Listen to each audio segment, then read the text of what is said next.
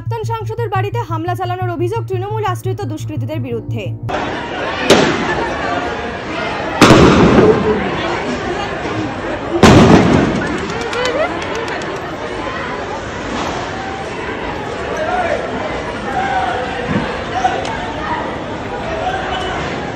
শুক্রবার সাত সকালে তপ্ত হয়ে উঠল জগদ্দলের মেঘনা মোড় এলাকা। প্রাক্তন সাংসদ অর্জুন সিং এর অফিস কাম বাড়ি মজদুর ভবনে হামলা চালানোর অভিযোগ উঠল তৃণমূল আশ্রিত দুষ্কৃতীদের বিরুদ্ধে। অভিযোগ, এদিন সকালে স্থানীয় তৃণমূল কাউন্সিলর সুনিতা সিং এর পুত্র নমিত সিং দলবল নিয়ে অতর্কিতে হামলা চালায় মজদুর ভবনে। মজদুর ভবন লক্ষ্য করে হামলাকারীরা এলোপাথারি ইট পাটকেল ছোড়ে বলে অভিযোগ। বেশ কয়েকটি বোমা ছোড়ারও পাশাপাশি শূন্যে কয়েক রাউন্ড গুলি ছোড়ারও অভিযোগ উঠেছে। বোমার স্প্রিন্টারে লাগে প্রাক্তন সাংসদের পায়ে। এমনকি মজদুর ভবনের এক নিরাপত্তা রক্ষীও হামলায় আহত হয়েছেন বলেই খবর। প্রাক্তন সাংসদ অর্জুন সিং এর অভিযোগ, পরিকল্পনা মাফিক পুলিশের সামনেই তার বাড়িতে হামলা চালানো হয়েছে। বাড়িতে নিরাপত্তায় থাকা কেন্দ্রীয় বাহিনীর জওয়ানদের ওপর হামলা চালানো হয়েছে। প্রাক্তন সাংসদের আরও অভিযোগ, বোমাবাজির ঘটনায় আগে এনআইএ এর হাতে ধরা পড়েছিল নমিত সিং। তার নেতৃত্বে জেহাদিরা হামলা চালিয়েছে। তার দাবি, নজরদারির জন্য সিসিটিভি ক্যামেরায় মেঘনা মোড় মুড়ে ফেলা হয়েছে। তবুও পুলিশের সামনেই হামলার ঘটনা ঘটছে। তিনি গোটা ঘটনা কেন্দ্রীয় স্বরাষ্ট্রমন্ত্রী অমিত শাহকে জানাবেন। প্রাক্তন সাংসদের সাব বক্তব্য, মানুষজনকে সঙ্গে নিয়েই তারা লড়াই চালিয়ে যাবেন। বাড়িতে আমারও সিকিউরিটিদের উপরে অ্যাটাক করেছে, ও বিধায়ক ওখানে বসেছিল ওর উপরে অ্যাটাক করেছে।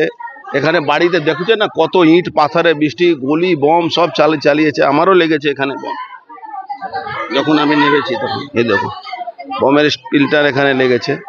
ওই নমিত সিং যে আগে এনআইএ কেসে আসামি ছিল, ওই পুরো জেহাদিদেরকে নিয়ে হামলাটা করেছে। তৃণমূল কংগ্রেস আর পুলিশের সামনে, পুলিশ এখানে উপস্থিত। এখানে পুলিশ দিয়ে লাভ কি আছে? এখানে পুলিশ আর ক্যামেরা একটাই জন্য আছে, শুধু আমাদের উপরে অ্যাটাক করার জন্য। ক্যামেরা তো সব ধরা পড়েছে। কি ধরা পড়েই কি হবে? আপনি গুলি চালাচ্ছেন, বম চালাচ্ছে, আবার ক্যামেরাতে ধরা পড়ে, তাতে কি যায় আসে? 100% খুন করা চক্র। তো সকাল সকাল অ্যাটাক কার উপরে কি করে হয়? সকাল সকাল তো মারা যায়নি, অ্যাটাক হয় সিকিউরিটির বক্সের উপরে। দেখছেন না বম গুলি চালিয়েছে। নেতৃত্বকে জানিয়ে কি হবে?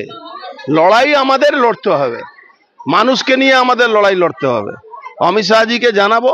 বিজেপি নেতা অর্জুন সিং এর দাবি, বাংলার প্রশাসন বলে কিছুই নেই, বাংলা জেহাদিদের হাতে চলে গিয়েছে। এখন বাঁচার জন্য নিজেদেরই লড়তে হবে। প্রশাসন এখানে কোথায় আছে? পশ্চিমবাংলা প্রশাসন আছে। পশ্চিমবাংলাকে মমতা ব্যানার্জি জেহাদিদের আন্ডারে দিয়ে দিয়েছে। এখন বাঁচার জন্য আমাদেরকে নিজে লড়তে হবে।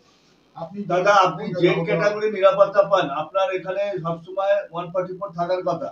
পুলিশ নিরাপত্তা সবসময় পুলিশের সামনেই হচ্ছে। সব থেকে বড় ব্যাপার আর কি আছে? মানুষ খাকি বর্দি দেখে একটু সন্তুষ্ট থাকে, যাক পুলিশ এসে গেছে।